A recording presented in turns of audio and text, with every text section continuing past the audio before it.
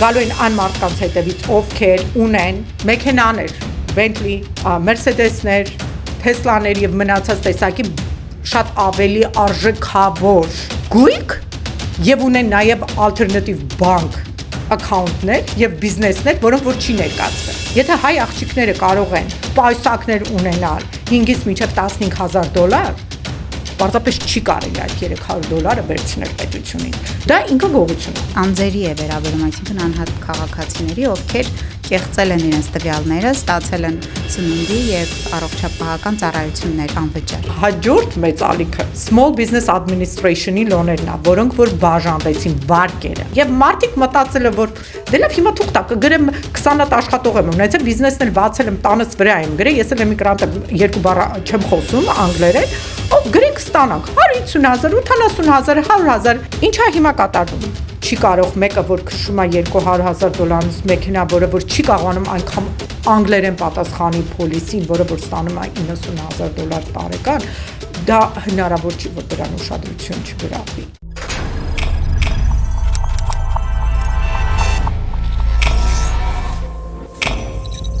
Եթե դեռ չեք բաժանորդագրվել Elskop-ալիքին, խնդրում եմ բաժանորդագրվեք ու նաև լայք սեղմեք այն զրույցների տակ, որոնք հավանում եք։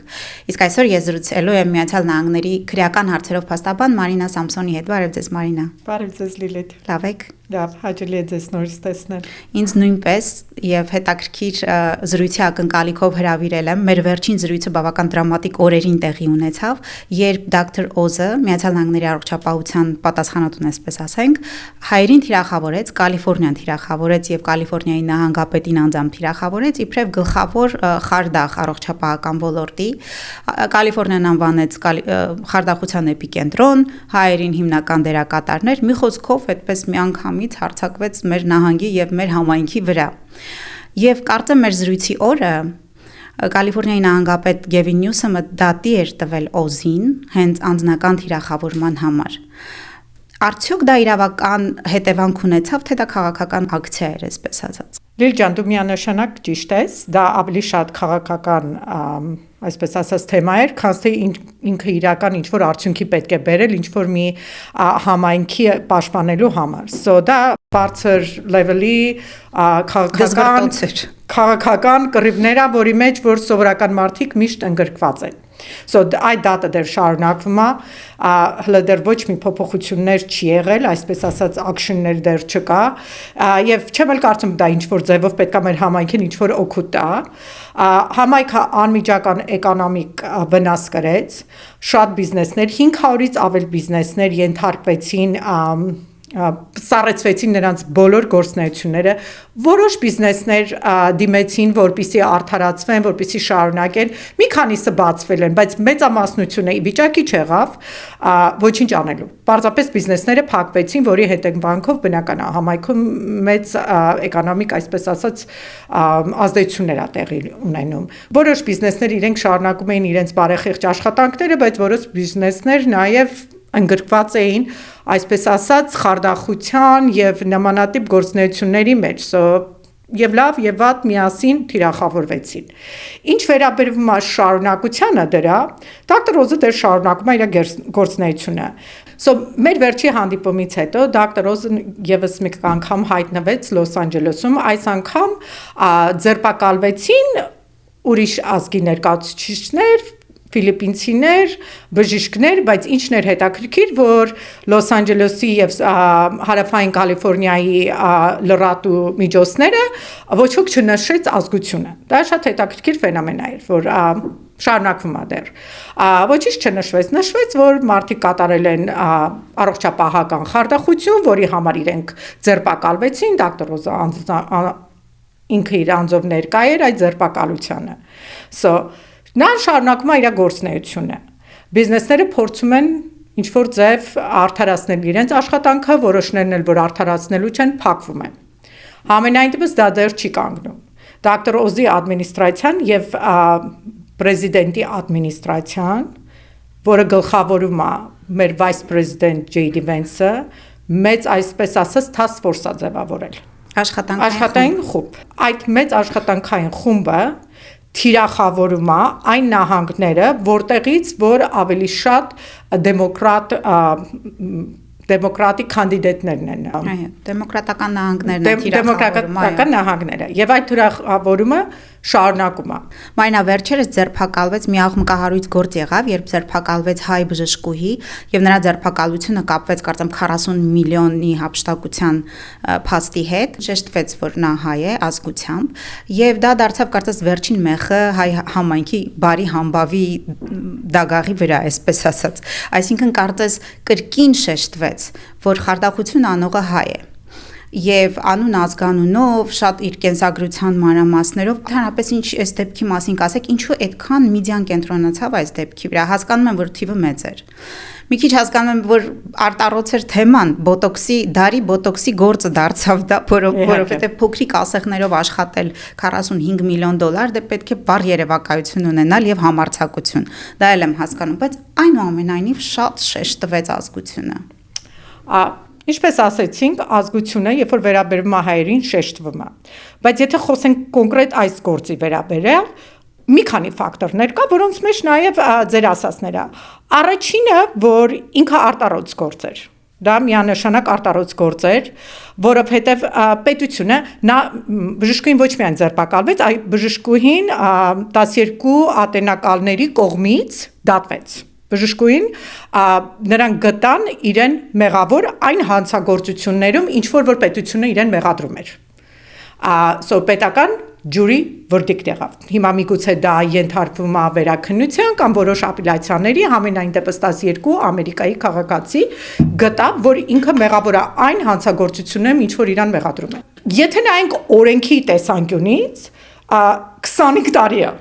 գալիս եւ նաեւ կարող է պահվել 25, բայց իրականության մեջ ինքը դատավճիռը կարդալու process-ը շատ տարբեր է ֆեդերալ քորտում։ Այնտեղ տարբեր ֆակտորներ են աշխատում։ Առաջի այդ փուլը, երբ որ ատենակալների դատը լինում է 12 անց նստում է եւ որոշում է ճակատագիրը, դրանից հետո արդեն պետությունը պատրաստվում է ներկայացնի ֆեդերալ դատավորին իր հայցը, թե նրանք ինչքան են ուզում պատժեն։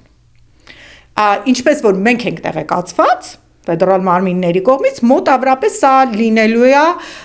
10-ից 12 տարի են ուզելու։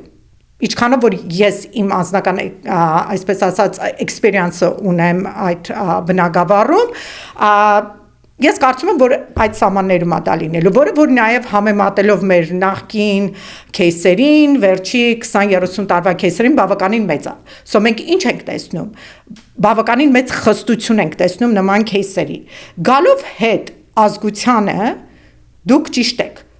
Դա կրկին եւ կրկին նշվեց։ Անգամ Նյու Յորքում մարդիկ նստած փոդքասթներում տարբեր լեզուներով, ռուսերեն, հայերեն եւ անգլերեն, օտար ազգիներ քննարկեցին այս իրադարձությունը։ Սա արտառոց էր, բժշկուհին շատ ջահել էր եւ գումարը շատ մեծ։ So պետությունը ինքը արդեն իր ներկայացումը տվեց, press release-ը արեց։ Երբ որ համեմատել էին նրա դիմաց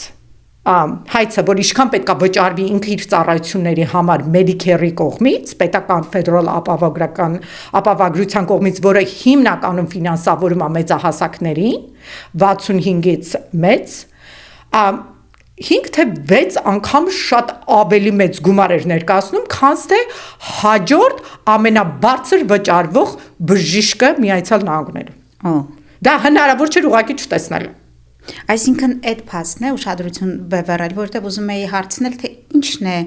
աչք գրավել, որ այս աղջկան բռնեցին, հասկանում եմ ինքը գողացել էր 45 միլիոն, բայց ինչ որ մի բան մարդկանց ուշադրությունը պետական այդ մարմինների ուշադրությունը բևեռեց իր վրա, ինչն էր, արդյոք իր լայֆսթայլները, այսպես մեքենաները, ճամփորդությունները, ինչն է ուշադրություն գրավել։ Առաջինը գումարն էր։ Հիմնականում բժշկական կենտրոնների, բժշկական բիզնեսների երկու ձև կա։ Անալիտիկա է դա լինում, եւ հիմա դա ավելի գերազանց ձևով է արվում, քանի որ արհեստական բանականությունը կա եւ դա օգնում է այն ժամանակ, երբ որ մենք պետք է ծախսեինք օրեր, ժամեր, ամիսներ, տարիներ, հիմա դա կատարվում է մի քանի ժամերի ընթացքում, շատ ավելի դյուրին է դարձել պետությանը։ So դա առաջինը։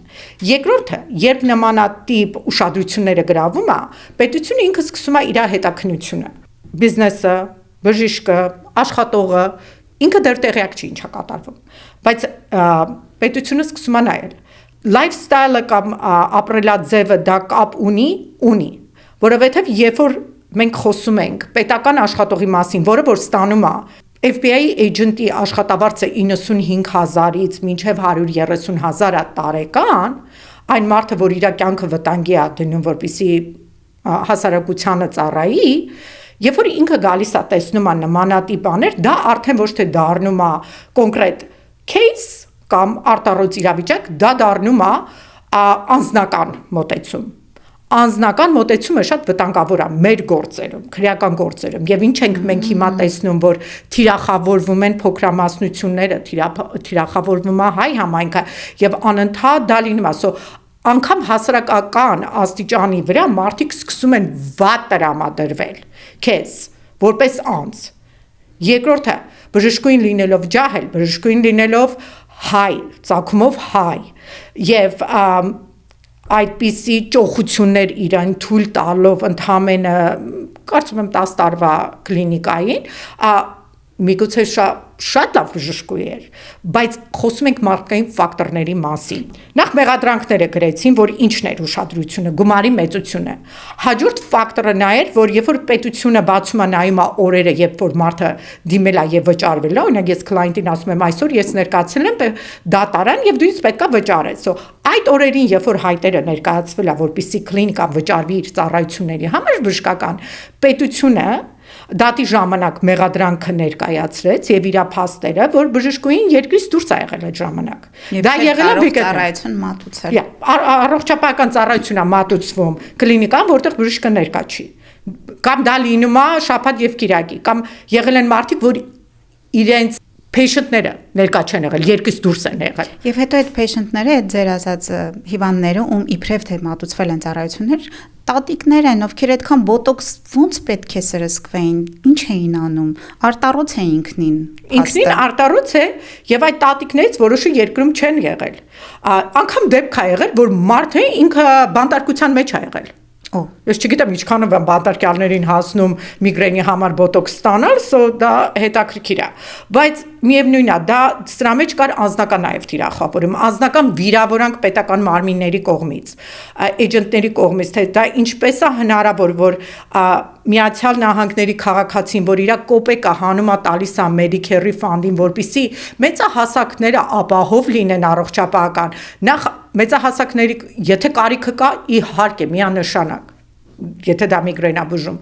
բայց դա անել միայն գեղեցկության համար եւ պետության աշխատողները հարկ տվող դառը աշխատանքով ձեռ բերած գումարից վճարող քաղաքացիներին սա ջղայնացնում է։ Ես հասկանում եմ, դուք նկատի ունեք, որ բարոյական կողմը բարգացնում է այդ գործով զբաղվող օֆիցերներին, էջենտներին եւ այլն, բայց չէ որ այն նեղաճք զույգը, որը նույնպես բժիշկներ էին, էլի ֆրոդի գործով, խարդախության գործով առողջապահության ոլորտի բանտարկվեցին եւ դատապարտվեցին, իրենց դեպքում ազգությունը այդպես չի շեշտվում, էլի ցավալի թեմա է, էլի բարոյական առումով ծանր է, որովհետեւ քաղցկեղով հիվանդների հասանելի գումարը ուղակի դուրս են գրել եւ վատնել կամ հոսպիսի գումարներ եւ այլն, բայց երբեք ազգությունը չի շեշտվում եւ այդ բարոյական կողմը այդպես չի ծանրանում այդ էջենտների խղճին, սրտին եւ զայրույթով նետվեն եւ սկսեն խայտառակել ռեսպուբլիկան։ Այո, եւ դուք ճիշտ եք, այդ բժիշկները, որ ձերբակալվեցին Գլենդելում, դա նշվեց Գլենդելը, նշվեց նրանց տունը, նշվեց նաեւ նրանց ապրելակերպը, բայց այս դեպքում, այո, չգիտես ինչու հայերը միշտ ուշադրություն են գրավում եւ դրա մեջ միայն ոչ թե չեն կարող ասել միայն բժշկու լայֆստայլն էր։ Միգուցե դա մեր համայնքի ամբողջ լայֆստայլն է եւ իրան այդ ամեն ինչն է, որ աշկա ծակում, որ ամեն անգամ նայեք հայերը եկան եւ այս բժշկուին, որը որ պետությունը չգիտեմ անգամ ապացուցեց, որ 45 է եղել, նրանք ասեցին, որ կեղծիքի սկիմա, այսպես ասած պլանն է եղել 40 քանի միլիոնի սխեման, իսկ 19 միլիոնի է հայցը տվել, որ վճարվի։ Իհարկե դուք ճիշտ եք, դա նշվում է, բայց ինչի է անընդհատ հայերի ապրելակերպը, լայֆստայլը, այս ամեն ինչը նշվում, որովհետև մենք էլ մեր ներդրումը ունենք դրա մեջ։ Եվ այո, այս դեպքում ամեն ինչը անգամ ասենք նկարը առե $12,000 տվել է կամ չգիտեմ ինչ որ հետ միջնադարի նետ է գնվել կամ գիտեք գնացել է Հավայի հանգստացել է այնպիսի բաներ որ միանշանակ պարզ էր որ թիրախավորումը գնում է անձնական կողմից խայտառակելու կողմից եւ նաեւ federal government ինքը այսպիսի մի հատ բանի նրանք վերցնում են մի հատ գործ որ կարա էմոցիանել առաջացնի հասարակության մեջ եւ սկսում են դա օգտագործել բնական է եթե նշում են որ ինքը փոքրամասնություն է կին է հայ է դա արդեն հասարակության մեջ ինքնստինքյան այդ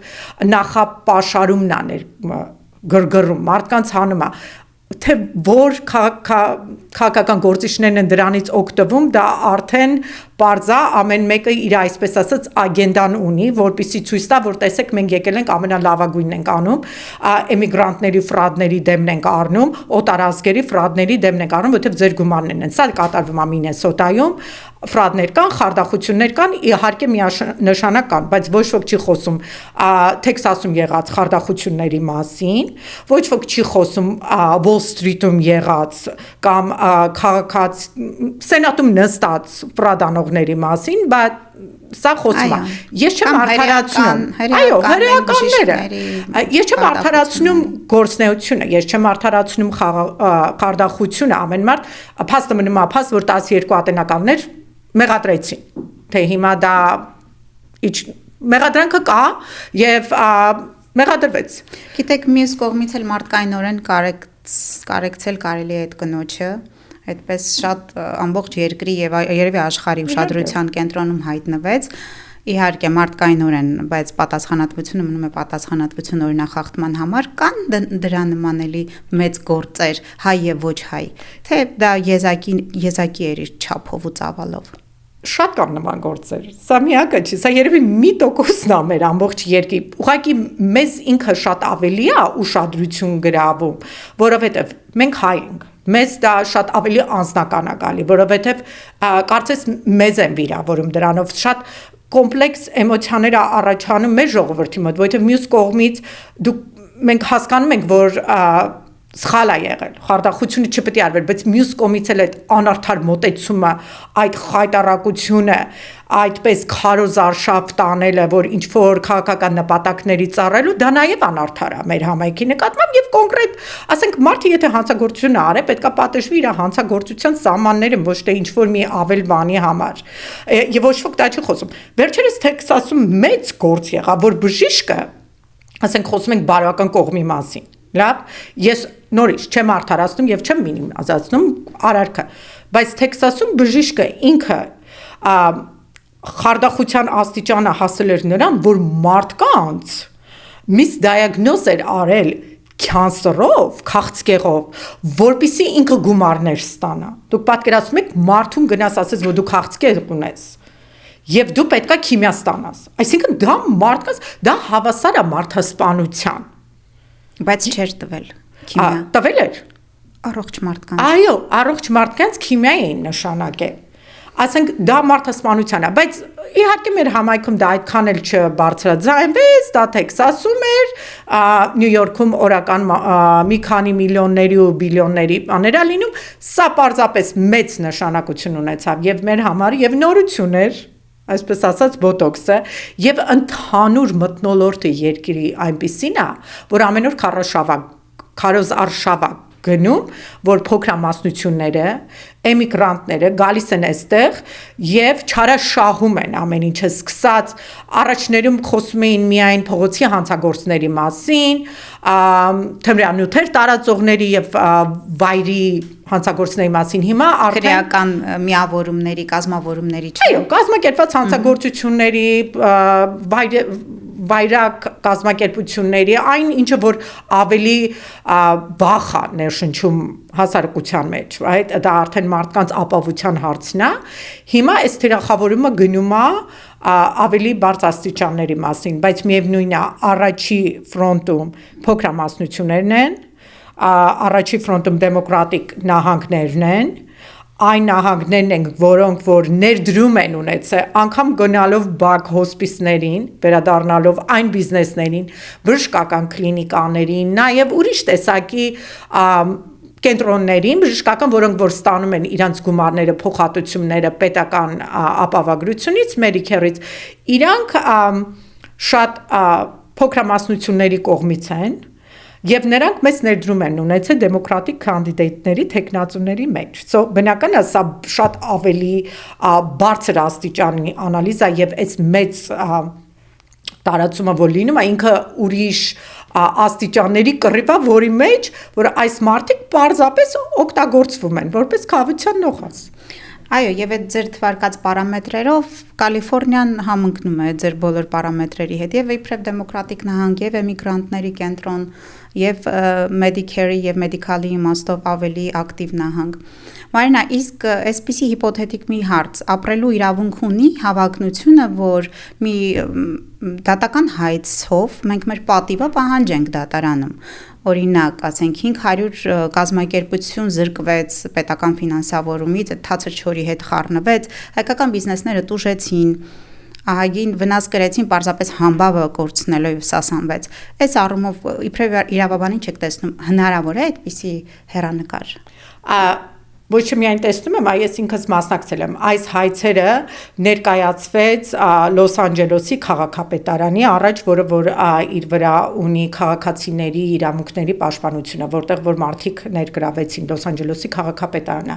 Հայ իրավաբանների միությունը նաև ներգրավեց, տարբեր օրգանիզացիաներ ներգրավեցին։ Համենայն դեպս ինքը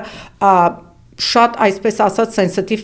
թեմա է, որովհետև երբ որ դու գնում ես պատիվ ես պահանջում, քեզանից պահանջում են, որ դու Հորդանան գետից նոր դուրս եկած լինես, որը շատ դժվար է, որը որ շատ դժվար է, բիզնեսը այսօր եթե գնան ամենալավագույն, ամենամեծ, ամենաբարձր պատիվ ունեցող մարդու բիզնեսի եւ մյուսի հետևից, դա շատ մեծ բուրդենա, որպես իրավաբան մենք կարողանանք դրա տակից դուրս գալ։ Այսինքն, եթե իրանք որոշում են, որ գալիս են եւ մեղադրում են, մեղադրանքներ կային, որ անարդարացի էր, բայց իրենք իրենցով բիզնեսները այն կարգավիճակը չունեին, որ կարողանային գնային դատարաններում պարշճակատ կռիվ տային։ Դա էր իրականությունը, որ այդ պատիվը պահելու համար դու պետքա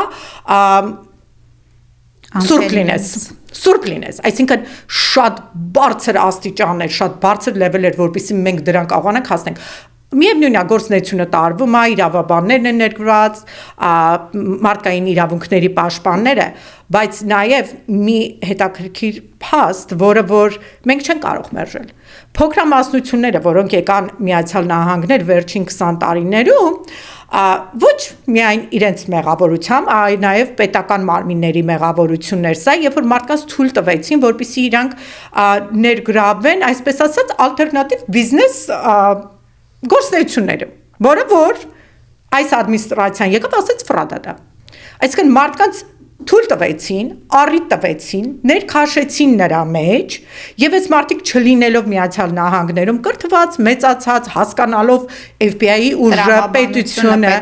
տրամաբանությունը, հետո հիշեք, երբ որ մարդիկ գալիս են Միջին Արևելքից, գալիս են Աֆրիկայից, Նորդ Աֆրիկայից եւ մյուս երկրներից, իրանց մոտ հանցագործության պատկերացումը, որ դու մարդես ծեծել բանկում փող ես գողացել, այսինքն որ մարդուն փորձում ես բացատրես, որ տիկին դու չես կարող գնաս բոտոքս ստանաս, որովհետև ես եւ Լիլիթը դառը աշխատում ենք ու վճարում ենք այդ Medicare-ը։ Ինքը չի հասկանում դու ինչ նկատի ունես։ Եվ նաեւ նոր եկած մարդիկ, էմիգրանտները, ովքեր որ անգամ լեզուն դեռ չեն սովորել, բայց այս բիզնեսների գործունեությունների մեջ են, պարզապես այդ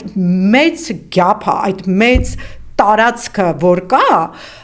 դա է, որ մարդկանց գցում է այս ծուղակները։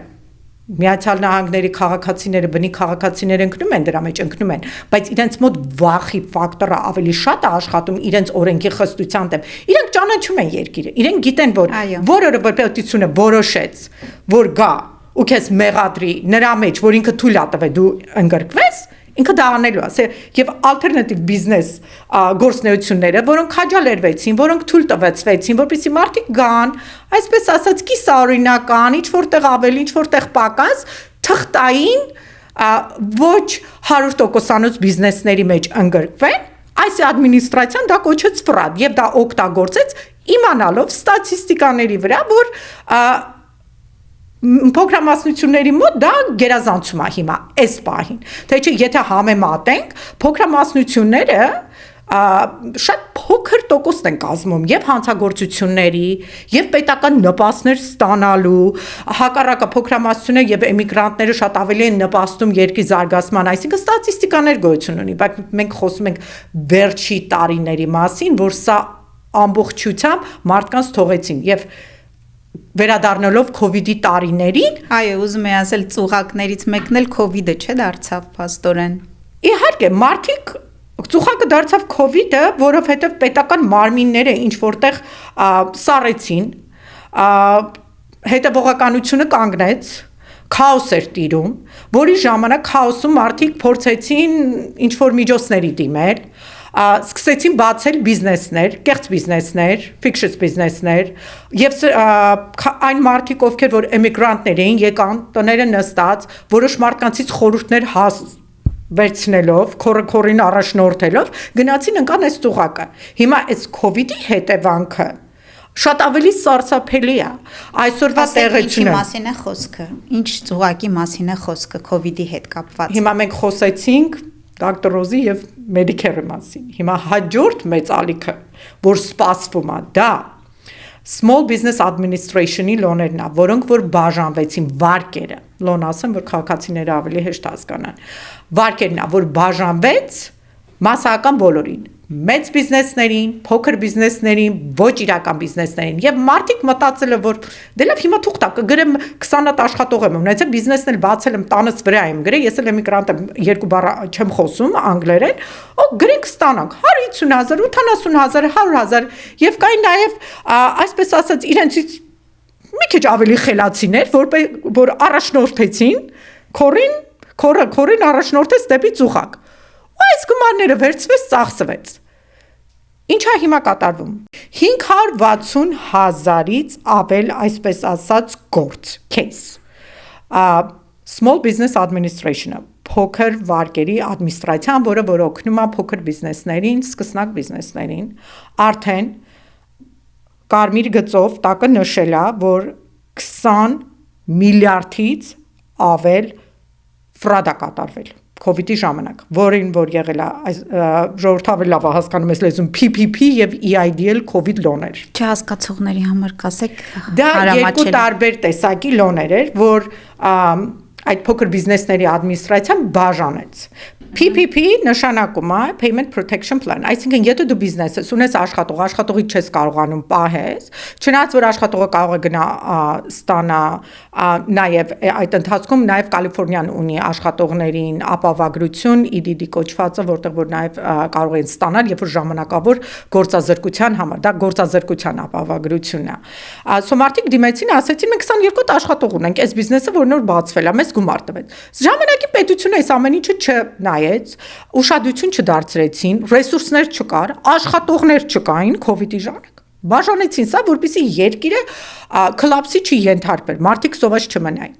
Նաև ուրիշ տեսակի տարբեր պլաններով կային այս վարկերը։ Այս վարկերի խստությունը ինչն էր, որ սովորական բիզնես վարկերը իրանք բիզնեսն է պատասխանատու։ Այս վարկերը ստանալու համար բիզնեսատերը եւ դիմորդը ինքը անձնական ստորագրում ասա։ SBA լոները, պետական լոները, վարկերատվությունը մարդը ինքը անձնական ստորագրում է, գարանտի է կանգնում։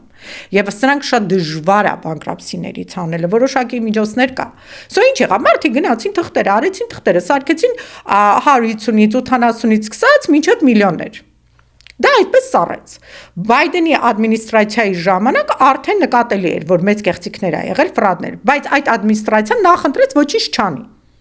Նախընտրական արշավ էր։ Այս ադմինիստրացիան եկավ, բացեց այդ արդեն կարմիր նշված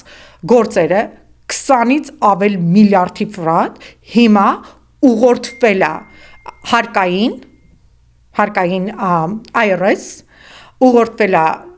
Արդարադատության նախարարություն, Department of Justice եւ նաեւ Office of Inspector General, որը նաեւ նմանատիպ մարմին է, որտեղ իրենք հետաքննություններ են կատարում եւ ուղարկում են դեպի դատվացության։ So երկու բանով են մոտիկանալու սրան։ Գալու են այն մարդկանց հետևից, ովքեր որ այդ լոները չեն վճարում, դա լինելու է թաքսի կողմից, այսինքն մինչև կյանքիդ վերջ եթե դու թաքս ես վճարելու, քո թաքսերից դա պահելու են։ Կամ ինչ որ արդարացում պետք է ունենաս, թե ինչա այս գումարը վերցրել եք, որտեղ է ծախսվել եւ ինչի հիմա չեք վերադարձնում։ Դա մեկ։ Դա լինելու է հարկայինի տեսանկյունից։ Մյուս ուղղությունը, որ թիրախավորելու է եւ մեծամասնությունը լինելու է փոքրամասնությունները եւ immigrant community-ն, դա լինելու է ֆրադները, կեղծիքները։ Հիմա դեռ հայտնի չի որ գումարներն է լինելու, ինչ չափի գումարներ, որ մեծ պատասխանատվությունների պետք է ենթարկեն։ Որովհետեւ բնական է, պետությունը այդքան ռեսուրսներ չունի, որ ամեն $50,000 համար federal agent-ը գա investigate անի, բայց մենք նաև գնալով այսօրվա ռեսուրսներին, այսօրվա անալիտիկայի արհեստական բանականության հնարավորությունները։ Այո, արհեստական բանականության հնարավորություններին արդեն իրենք կարող են այդ անալիզները անել եւ գնալ եւ մոտեցումը կլինի ազգային անվտանգության կողմից, Homeland Security, մոտեցումը կլինի էմիգրացիոն միջոցների կողմից, մոտեցումը կլինի հարկային մարմինների կողմից, այսինքն տարբեր տեսակի ադմինիստրացիաներ կներգրվեն։ Եվ այն մարդիկ, ովքեր որ դեռ չունեն ստատուս կամ ունեն կիսած ստատուս, եթե իրենք դարձան թիրախավորվեցին, իրենք անգամ արդար դատարան չեն ունենալու։ Իրանց օգտագործելու է պետությունը իր ուժը, իր ազգային անվտանգության ուժը եւ ասելու այս մարդիկ այդ բարոյական աստիճանային չեն համապատասխանում, Միացյալ Նահանգներով շարունակել իրենց մնալը։ Դրա համար ավելի շատ կոմպլեքս ավելի լարված մոտեցումի ենք սպասում, որ դա լինելու է, թե հիմա ոնց են թիրախավորելու, որ ուղղությունից են գալու, բայց սա գիտենք։ Երրորդը Կալիֆոռնիայի նկատմամբ ուղված, որ արդեն սպասվում է վերջի նորություններով, էլի կա, խոսում ենք պետական նպաստի մասին, food stamp եւ ապահովագրություն բժշկական։ Այս ապահովագրությունը արդեն նահանգային ապահովագրություն է, որ ստանում են սովորական մարդիկ, ոչ միայն մեծահասակները։ Այո, ցածր եկամուտ ունեցող ընտանիքները եւ food stamp ասվածը սնունդի համար գումար է հատկացնում պետությունը, չէ՞։ Կտրոններ։ Գումարը պետական քարտի վրա գումար է դրվում եւ դրա համար պարտադիր չի որ դու լինես քաղաքացի, եթե քո երեխաները քաղաքացի են, երեխաները այդ ուտելիքը ստանում են եւ ինչպես որ մենք գիտենք նահանգային մարմիններից, նաեւ ոչ օրինական մարդիկ են ստացել այդ պետական առողջապահական ապահովագրությունները։ Հիմա federal government-ը հայտարարեց, որ Կալիֆոռնիան կայանում է ամենաառաջինը, որ ստացել է այս նպաստները ու բաժանել է սա այն մարդկանց, ովքեր որ սրա կարիքը չեն ունեցել։ Food stamp եւ medical։ Food stamp եւ medical եւ նաեւ գումար, նպաստ։ Դոկտոր Օզի թիրախում ընկերություններն էին, ովքեր պետությունից քաշել են գումար եւ հափշտակել, հիմա անձերի է վերաբերում, այսինքն անհատ քաղաքացիների, ովքեր կեղծել են իրենց տվյալները, ստացել են սնունդի եւ առողջապահական ծառայություններ անվճար։ Ճիշտ է։ Այո, անվճար այսինքն որպեսզի դու ստանաս այդ ուտելիքի կընտրոնը, դու պետքա ամբողջ ընտանիքը պետքա մի 2000-ի մոտ լինի իրենց։ Այսինքն մարդիկ իրոք պետքա կարիքավոր դու լինես։ Ապահովությունը բժշկական մի քիչ ավելի գումարը ավելի բարձր է, այսինքն դու կարող ես նորից աշխատել, անգամ դեպքեր կա, որ մարդիկ կարող են տուն ունենալ, միևնույն է, իրենց դա հասնում է կախված ընտանիքի անդամների թվից։ Բայց ինչ են հրապարակում հիմա նախնական նշանները, որ գալիս է, մարդը չի կարա գնա պետությունից գումար վերցնի երեխու հացի, գնա մեքենա վարի, որը որ արժե $200,000։ Այսինքն հիմա արդեն հայտարարություններ ա գնում, որ մարդիկ, ովքեր որ ունեն մեքենաներ, Bentley, Mercedes-ներ, Tesla-ներ եւ մնացած տեսակի շատ ավելի արժեքավոր գույք եւ ունեն նաեւ alternative bank account-ներ եւ բիզնեսներ, որոնք որ չի ներկայացվել։ Դա միամտություն է։ Եվ որ մարդը իր անով ունի բիզնես եւ իր անով ունի բանկային հաշիվ, հա Կալիֆոռնիան կարող է աշկափակում, բայց այսօր այդ ամեն ինչը բացվելու է։ Այսինքն երբ որ դա սկսեց, հիմա երբ որ Կալիֆոռնիային կզրկեն այդ ֆանդերից, արդեն խստություն է։ Բայց նորից նույն ծուխակը եղավ։ Մարդիկ գալիս են, մարդիկ քաջալերվում են, որպեսզի ստանան այդ գումարները, որը որ Ամերիկայի քաղաքացիները աշխատում են ամեն օր դառը քրտինքով, որպեսզի վճարեն դա, right? Եվ իրանք ջղայնանում են դրա վրա։ Հիմա դա ենք սպասում, եւ դա նաեւ ինչ որտեղ բարոյական անկում էլ առաջացնում համայնքում, այսինքն երեխան չպետք է սովորի, որ ինքը պետքա կախված լինի պետությունից։ Այսինքն եթե երեխան ինքը կարա գնա կամ ջահելը կարա գնա աշխատի, իրան բոլորովին դա պետք չի։ Եթե հայ աղջիկները կարող են պայուսակներ ունենալ 5-ից մինչև $15,000, պարզապես չի կարելի այդ $300 վերցնել պետությունից։ Դա փչացնում է հասարակության մորալը։ Դա երեխային ջահելին հետ է պահում դրանից։ Ինքը երբ որ մարդը գալիս է եւ բանկի դուռը բաց է, գումարը դրած է, դա դեռ չի նշանակում, որ ինքը պետքա գողություն անի։ Եվ դա ինքը գողություն է։ Ուղղակի չի կարելի, դա պետքա մնա այն մարդկանց, ովքեր որ գալիս են կարիք ունեն ժամանակավոր, որպեսզի իրանք դրանք վերցնեն, որպեսզի իրանք երեխաներին մեծացնեն, որ երեխաները շարունակեն իրենց ներդրումը հասարակության մեջ։ Դա չի կատարվում հիմա։ Վերջի 20 տարում անկում ապրում։ Այդ քաջալերությունը չկա։ Բոլոր մարդիկ էլ էմիգրանտներ եկել են եւ դրա համար է դա, որպեսզի մարդիկ օգնվեն, որպեսզի ոտի կանգնեն։ Հիմա դա ոտի կանգնելու համար չի, հիմա տալիս են պետքա վերցնենք։ Մի տեսակ ճարպկության ցուցիչ է, ցուցանիշ է համարվում։ Այո, եւ չվերցնողներին հիմար են անվանում, բայց մենք գիտենք, որ նաեւ պետությունը երբ որ տալիս է քեզ մի բան, դու արդեն պատասխանատու ես։ Դա արդեն այնտեղ դրած է, որ պետքա օգտագործի եւ հիմա դուք պատկերացնում եք, եթե ասենք մարդիկ մեղադրվեն այս խարդախության վրա, այս գործնեության վրա, սա անմիջական ազդեցություն է ունենալու իրանց էմիգրացիոն ստատուսների վրա։ Իրանց լեյբլ են անելու որպես ֆրոդանողներ։ Այսինքն դուք լավ քաղաքացիներ չեք, դուք բարոյապես նորմալ քաղաքացիներ չեք, որպեսզի մնաք Ամերիկայում։ Դա օգտագործա։ Հիմա բնական է ուրիշ քաղաքացիներ, ուրիշ նահանգներ, մեծ խարդախություններ լինում է, շատ ավելի վատ հանցագործություններ է լինում, բայց մենք չենք կարող դա դնել համատել։ Մենք միայն կարող ենք կենտրոնանալ ֆենոմենայի վրա եւ դրանից դասեր քաղել, արդյոք ինչ էլ ուզում է կատարվի Թեքսասում կամ որտեղ էլ դա ուզում է կատարվի, արդյոք այստեղ այս նորմաները դրած այս ստանդարտները, այն ստանդարտներն են, որտեղ որ իմ եւ քո երեխան պետքա մեծանա եւ դա դառնա նորմալ։ Այսինքն արդյոք այդ լայֆստայլը, այդ ցանկությունները, այդ ճոխությունները 4.5 միլիոնանոց տունը արդարացնում է այդ միջոցներին, որ մարդիկ գնում են։ Եվ դա ավելի խորը մի բան է, որը որ ցավալի է դրա մասին խոսել, բայց երբ որ վեր գոյություն ունի, այդ ցավը կա, արունը պետքա դուրս գա, որպեսզի դա լավանա։ Միգուցե էսի ինչ որ ստապա, այո, մենք ջղայնանում ենք դոկտոր Օզի վրա եւ ջղայնանում ենք այս ամեն ինչի վրա, բայց միգուցե սա դաս է, որպեսզի մեր սերունդներին մենք կախենք, որ մասսայական չգնան այս ուղղությամբ։ Ուզում եի հարցնել COVID-ի սխեման, ֆրոդի սխեման, նաև այս մեդիկալ եւ ֆուդ ստամպների սխեման։ Դուք կարծում եք հայերի ներգրավվածությունը մեծ է։ Հայերին համեմատած Միացյալ Նահանգներ մենք ինքներս փոքրամասնություն ենք, բայց քանի որ մենք խտացված ենք միտեղ եւ Կալիֆոռնիայում ենք եւ Կալիֆոռնիան անմիջականորեն այո, խոշորացույցի տակ ենք։ Եվ մենք ինքներս ուշադրություն ենք ավելի դարձնում, ինչ որ մեզ է վերաբերվում, դա էլ կա։ Եվ մեր հարևանն էլ է դրան ուշադրություն դարձնում։ Եթե մենք